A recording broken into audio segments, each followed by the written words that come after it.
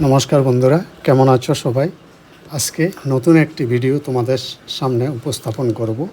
কসবেশ্বরী কালীবাড়ি বা কসবা কালীবাড়ি মায়ের মন্দিরের অজানা ইতিহাস এবং অলৌকিক কাহিনী। দূরত্ব আগরতলা থেকে 26.1 কিলোমিটার। সময় লাগে প্রায় ছোট গাড়ি হোক আর বড় গাড়ি 1 ঘন্টার উপর। ভৌগোলিক অবস্থান ভারত বাংলাদেশ সীমান্তের একদম কাঁটাতারের এরিয়ার কাছাকাছি মন্দিরের অবস্থান। প্রায় 500 বছরের উপর এই মন্দিরের বয়স।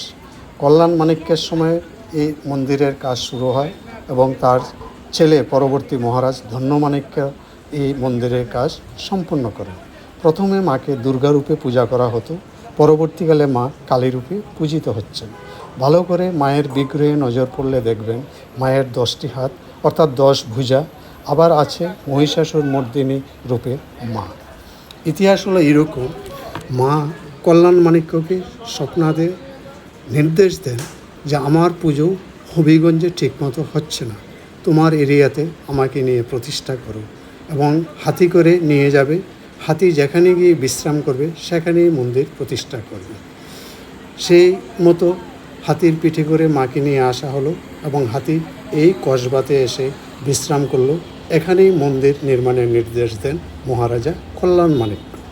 যদিও মন্দির সম্পূর্ণ করে যেতে পারেননি তিনি নির্মাণ কাজ, পরবর্তীকালে তার ছেলে ধন্যমাণিক্য এই মন্দিরের কাজ সম্পূর্ণ করেন। কথিত আছে মন্দিরের সামনে মায়ের যে দিঘি, এই দিঘি যখন খনন করার ফলে সেখানে জল উঠছে না, তখন মা নির্দেশ দেন ধন্যমাণিক্যের স্ত্রী মহারানী কমলাবতীকে এই দিঘিতে পদার্পণ করান। আশ্চর্যের বিষয় হলো মহারানী কমলাবতী এই দিঘিতে পদার্পণ করার সাথে সাথে চারিদিক দিয়ে জলে ভরে গেল এই দিঘি। সেই থেকে এই এরিয়ার নাম হয়ে গেল কমলা সাগর।